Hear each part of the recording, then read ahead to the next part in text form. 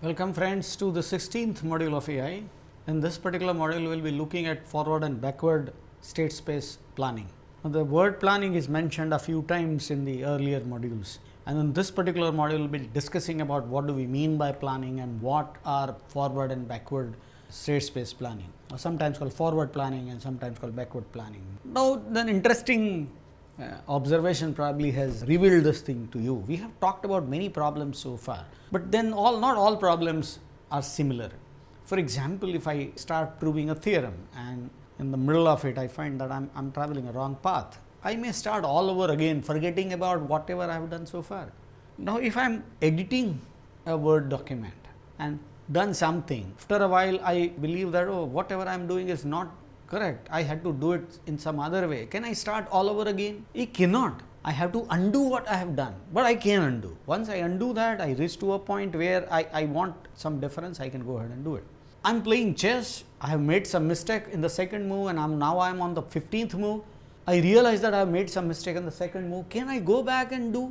Can I ignore? Neither can I ignore, nor can I go back. So there are three different types of problems. One problem is where you're exploring the search space, at the middle of it you just forget about where you were and start all over again, absolutely fine. In case number two, you can't just do that, but still you can come back, you can carefully undo the steps that you have taken and start from the place from where you believe that the error has occurred. In case number three, you don't have either of the option. You will have to do whatever you do best from that particular place. You can't go back, you can't undo. So these three type of problems, in many cases, obviously you can see that the problem number 3 is hardest. Now, is it possible for you to convert that hard problem into a little less hard problem type 3 into problem 2? The trick is called planning. So you can plan accordingly. That I talked about a case where you are planning your travel or you are actually traveling. When you are actually traveling, you can't go back and restart, okay, that I've already mentioned. So actual traveling is the type 3 problem. You can't just do it. In fact, sometimes it is type 2, you can go back and then retake, but that additional burden that you will have to anyway take. So if you start planning, in case of chess, the great thing is to plan, see what you will play, what the opponent is going to respond and what will be your response and so on and so forth. Based on that, you can decide your move now. So planning helps you improve this thing. Anyway, planning is also very, very important for AI programs. Planning is important for everything, but planning is very, very useful for planning a solution, because when you plan a solution well in advance, especially for problems like problem type 3, it will help you finding out the best path, because you will not be in a position to come back and choose a better path at the later stage. Before we start planning, we have to have a set of objectives. Now, it's very important because the plan always is based on the set of objectives that you choose. Let us take a very simple example of finding a route from one city to the other. Now, if your objective is to minimize cost, okay, you may choose, you may just pick up cycle, because that's the best option. But that might take 2 hours to reach to that city, but that's just fine. It's cost effective, the best cost effective solution. If you prefer the user convenience as your objective, you may prefer a luxury car to travel. But somebody else would like to look at cost as well as the luxury, probably would prefer a two-wheeler. So given a different set of objective, the planning is going to change. Not only that, in this case also, there may be multiple paths from one city to the other. One is a very short path, but very, very crowded. So if you want to travel by car, that road is not very good. You may prefer a road which is longer but with less traffic. So your planning is going to change based on your objective. So this objective is very, very important. So what are objectives? In fact, 2 things you need for the planning. What we want to do is based on our objectives, and second, obviously, how we are going to do that, the outcome. And what is the outcome? Usually the outcome is sequence of moves, move 1, move 2, move 3, move 4. And if you look at the previous module, they are called actions. The agent take actions. Okay, basically action is an implementation of a rule, and there is some difference also. Let me talk about that difference right now. When I say that a chess, a piece has moved 2 rows in advance to 2 rows, a piece advanced to 2 rows. That is the statement and the rule. Okay, so when the rule is applied, the matrix, the program changes, but actual movement must take place. So agent basically is doing that. it moves that piece forward. So, action actually applies the rule. So, is the implementation of the rule. How the rule is implemented in real world is described by action. So, when you want to apply an action, is very similar. Remember, the rule and action are quite similar. Action is just implementation of it. If you want to apply a rule or apply an action in a given state, there are two things needed. The first thing is the prerequisite. If I want to move that piece further, you know that if I want to move that piece 2 rows ahead, both rows must not contain any other piece. So, that is the prerequisite. If the prerequisite does not hold, I cannot generate this rule. So, this action is not possible if the cell on which I want to move is occupied. Okay? So, that I cannot do. So, the prerequisite must match, okay, for the actions to apply. In fact, the other important thing, there may be multiple actions available to us. Obviously, the first requirement is prerequisite with the action must be applicable in a given state. The second thing is the action may be acceptable, but will that action yield a goal, or will it move my state nearer to the goal state? If it does, then it is better, it is more acceptable. So, this is the other thing which we are interested in learning about. So, sometimes when you have multiple agents, you will need to choose an action which moves us nearer to the goal state, and such actions are known as relevant actions. And whenever there is a sequence of actions A1, A2, A3, A4, A5, then A1, when A1 applies, it generates the prerequisite for A2. When A2 is applied, A2 generates prerequisite for A3, and so on. Okay, so this is the other requirement. Well, there is an example. For example, an agent which is capable to detect an intrusion. There is a state which says that there is a possibility of denial of service attack. Now, you will have to move on from this state, and one of the objective of intrusion detection agent is to, whenever there is a possibility, the objective is to confirm. So, it should go to a state called confirm this thing. Okay. So, it has to move. The other objective is to, obviously, the other state is to communicate to other IDS agents running elsewhere in the network, and the third one is to take preventive action. So, these three things are to be done. So, what does it do? It generates the attack sequence, attack response sequence, I would say. Check for an attack, confirm the attack, and then take the preventive action. So, these three actions will happen. Now, you can see that these three actions will happen only in this sequence. You cannot just take a preventive action and then do something. You will have to confirm that attack before. So, without which you cannot work. Similar case is described in handout using the possibility of threat of fork in chess. An interesting issue here is that not only we are planning, but attacker also is planning. So, when we are doing something, the attacker also is doing something. Okay. So, what we have to do is to make sure that our plan is such that even if the attacker plans something which thwarts our plan, we'll have to outthink the opponent, and that is quite an interesting job. So, planning is not always that straightforward. When there is an opponent involved, like chess, we have already seen some issues related to that. Okay, when the opponent outthink us, we are going to lose. Okay, so that is critical here. There is a sample list of objectives which are provided on the next slide, which talks about restrict attackers at access to minimum, disallow any system disruption, and so on and so forth. Now, the idea is that when I am planning, these objectives are to be met, but not in all cases all objectives are possible to be met. You will have to compromise actually. Sometimes some objectives are met, sometimes some objectives are not met. There are two alternatives. One alternative 90% of objectives are met, in the other case 80% objectives are met. That is quite possible. So, objectives and actions, when you try to link, okay, our actions must take, the action must align with our objectives. For example, when we learn that malicious user's IP address, we know that this is malicious users, we can block him. Now, you can't just block an IP address without knowing it. So, that sequence is to be followed. The action can only be taken if there is a prerequisite. The action is only possible if some action is taken to generate that prerequisite. For example, I want to block an attacker's IP address, I must execute some action which get me that IP address. So, that actions are to be listed that way. Now, I like when we start from the start state and when we reach to the goal state, we continuously make sure that the objectives are addressed. Then there are two different type of constraints. I call them soft and hard constraints, and I take an analogy to explain what these things are, and taken it from an academics domain.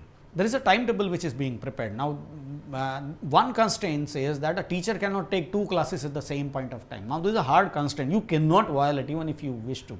You cannot violate this. But the other constraint, which is called soft constraint, The teacher cannot take 2 consecutive classes. Now that is a good thing to have, that if a teacher has to take 2 consecutive classes, the delivery will not be to the same level.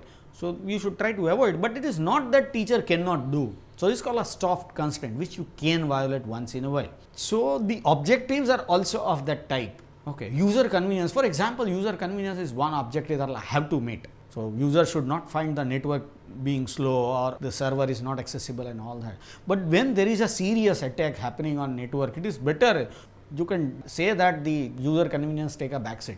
You just pick up whatever steps that you need to for thwarting that attack. Let the user be a little dissatisfied with the service, absolutely fine. So the objective takes a backseat. So that has to be there. So this is additional issue. What you're supposed to do is to find out hard and soft constraints and follow a path which help you manage both types of constraints. Okay, and based on that you decide what your performance is. And there are many types of planning, simple and detailed planning. So simple planning, you don't do much, you just narrate and it is done faster. But the issue is that detailing may be different and might create an issue. Detailed planning is better because you don't need to worry while you are implementing, but then it takes more time. Okay, but then there are other issues. For example, one is whether the world is predictable. So you say that I'll take this, where the world will be like this, and then I take a further step. Like playing card, you say that I play this card, and then because others will play this, I'll play one more card. Now that is not in your hand. The world is not predictable. In case of self-driving car, world is far more predictable. When you know that when I apply brake, the speed of the vehicle will reduce. When I apply accelerator, the speed of the vehicle will increase. So world is predictable, and I can predict the outcome of my action in most of the cases. So world is definitely. But then world, if you pick up an 8 puzzle case, world is extremely predictable. I can provide sequence of actions and will clearly tell me whether I'll be able to get the answer or not. Driving car is not all that predictable, and playing card is almost unpredictable compared to that. The third one, the next one, world is changing while it is being deliberated. Now you have the situation, now you're thinking about taking a next step. By the time the world changes or not, in case of chess, you have the chess board, the opponent has played his move, and you will have to play your own move. But before that, you may think for a while, 2 minutes, 5 minutes, 10 minutes, the world is not going to change. The world is going to remain the same. Unlike that, in a self-driving car, the world might change, and it is changing actually. If the self-driving car takes 5 seconds to take a decision, it wants to take a right turn, and it looks at everything and start the right indicator and everything. It looks at the right mirror and all that, and it's working on it, and 5 seconds elapsed in that. And can it do it again? Like it has to, in fact, look at the right mirror just before it plunges. It changes the direction. Why? Because the world is changing, and last 5 seconds there is probability of some other vehicle come in the view and come in such a way that if it takes a right turn, now it might meet with an accident. So the world is changing. So that's the other issue. The fourth one is whether the world is completely visible or not. Sometimes the world is pretty visible. In case of chess, the world is completely visible. The self-driving car, if there is no weather related issue, is again quite visible. In case of cards, no, the world is not visible. You don't really know the cards others have. You just can assume, you can just predict and work, okay, just guess and work. So for each one of them, you require different types of planning. And why we are using, again, let me tell you why we are talking about agent-based issues, search. Agent-based search is the same as the other search that we have seen, but it is more explicit and detailed. Why? Because when I say that I take a right turn in a graph based that thing, I said right turn and done. But what is right turn? In case of agent based, it says that the right turn, there is an action, there is something which is to be done for taking a right turn. Okay, so that detailed procedure is specified. Not only that, there is something which implements that also.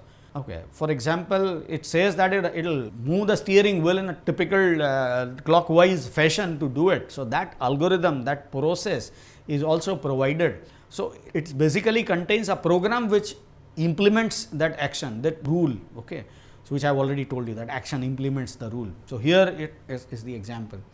We become more explicit. And that planning, when we plan, there are two different ways to plan. One is use planning based on the previous experience that I have. For example, I'll have to plan a conference, and I have 20, 30 conferences planned already, and what I have learned over the years, I may use to organize the next conference that I am going to organize. It is quite possible that next time I have to organize an international conference. I have never done that, but then my own experience, partial experience of organizing national conference may help me. I may be given a job which I have never done in past, and I will have to give a fresh look and do it all over again. Okay, so these two different cases. First one is called case based reasoning. You just, whenever you have a problem, the agent has a problem to do. Okay, that case based reasoning is the other one. The case based reasoning is a very simple way of reasoning. Whenever you come across a problem, you just look at in your database. If there is a problem which looks similar, find out the solution that we have taken and apply that. For example, I am an intrusion detection agent. What I will do is when I encounter a new attack, I just try to compare this attack with the attacks that I have already seen in past. If I find a similar attack, I will find out what did I do to solve that problem, okay, and then I will follow that process. Okay, so but then if a fresh case, I will have to follow a different approach. Usually something that I have already done. I apply heuristic, I generate the search space and I move across the search space. Hopefully I will reach to a goal state.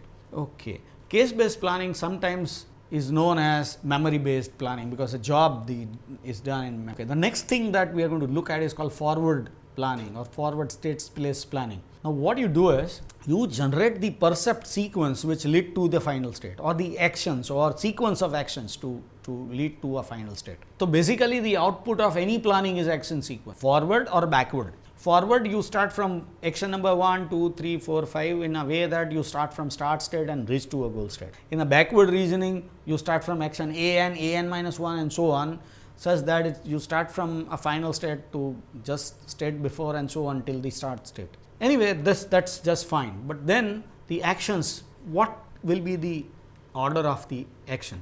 In one case, both the actions, action A1 must appear, one must execute before action A2, then it is called strict ordering. For example, pressing a clutch and changing the gear. Now A1 must happen before A2. Okay, if you don't do that, it will not happen. So that's strict ordering. But starting an AC and increasing the accelerator value are two parallel things. They are not related to each other. I can order them in any way. So there is no order, unorder kind of. Okay, but then there is a partial ordering. For example, I can start the AC or change the gear, but then that only happens after starting the car, without which I cannot do it. So that's called partial ordering.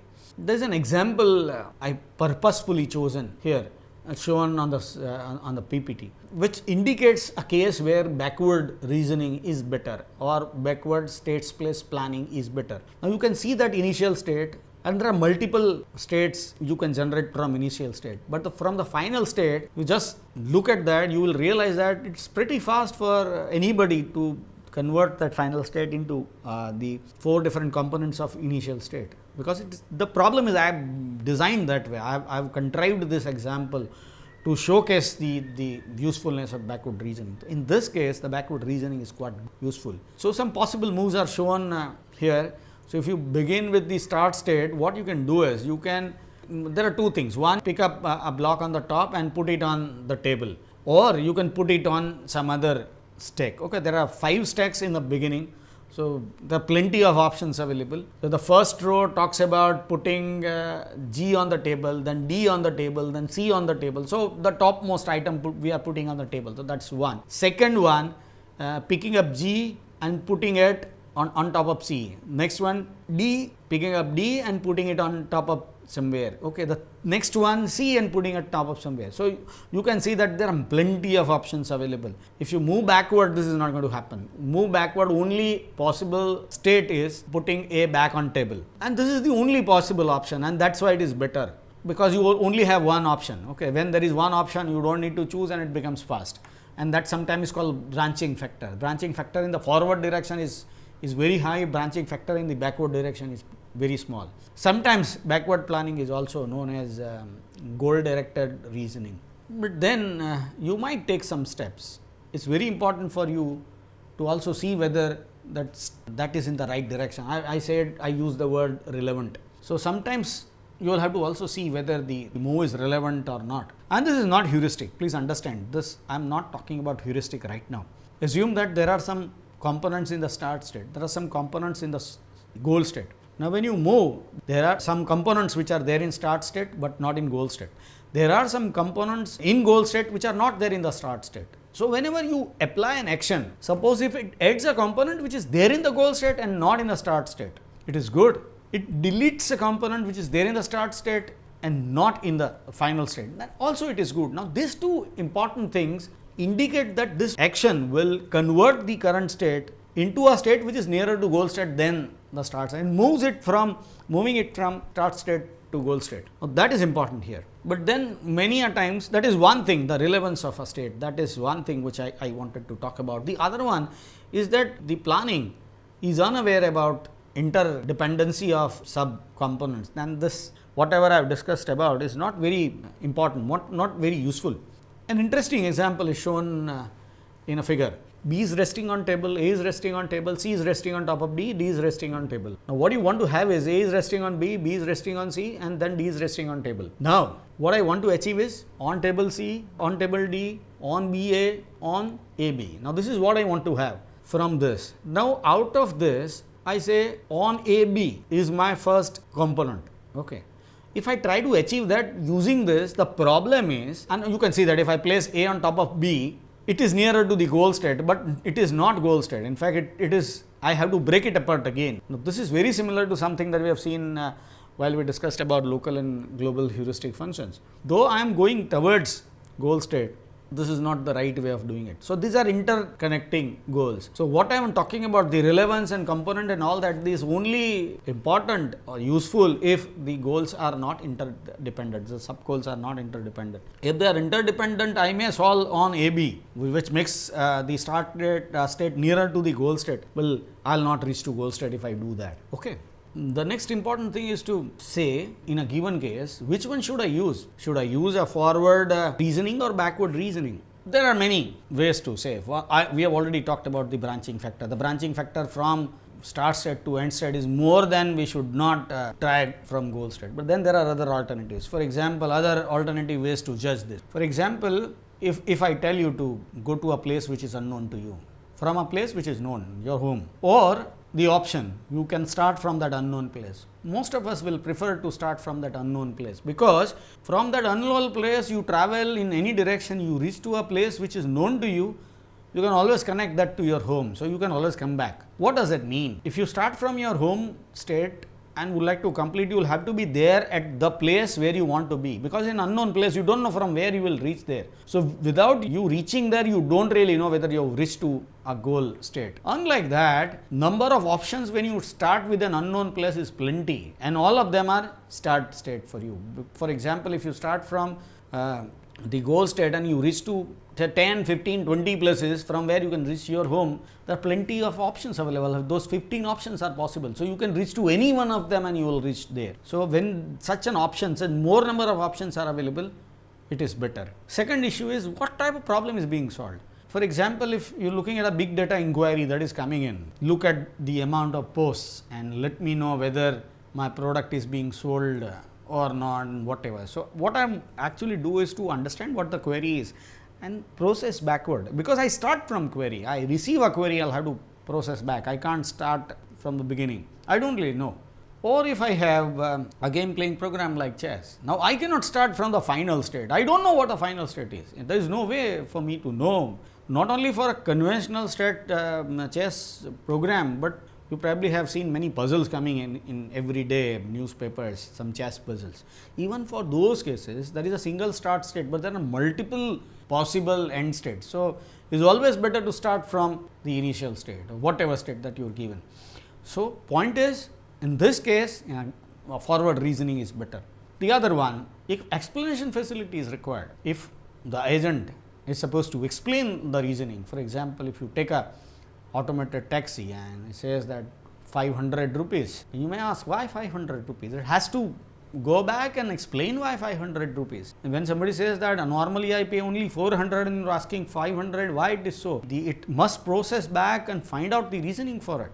So, whenever explanation facility is required, the agent will have to look at the planning process from the goal, Okay, so the goal directed reasoning or the backward reasoning is very, very important in this case. The other case is how the solution will be implemented. For example, if I am using Prolog to implement the solution, Prolog is by default is a backward chaining mechanism. So usually you provide your goal, whenever you run up, provide your goal and will find out the solution. Okay, it will always travel in a backward direction. So if you are using a language like Prolog, the best option is to move back. If you are using conventional languages, if you use Java, C++, Python and all that, the best way to start from the beginning. It does not mean that you cannot start backwards, but natural flow of such programming languages in the forward direction. So, it is better if you do it that way. Okay. So, that is the point. With that, we will come to an end of this discussion, forward versus backward reasoning, which we have seen in the end. There are a lot of things that we have discussed. We looked at the planning process, we looked at the components of planning, we looked at what is good planning, we looked at agent based planning, the problems, the world, the environment related issues and so on and so forth. And at the end we have compared forward and backward reasoning processes and advantages and disadvantages. Looking at all this, we are now ready for talking about the planning process which happens in the real sales programs. Okay, so we will be talking about that in the next module. With that, we will conclude. Thank you.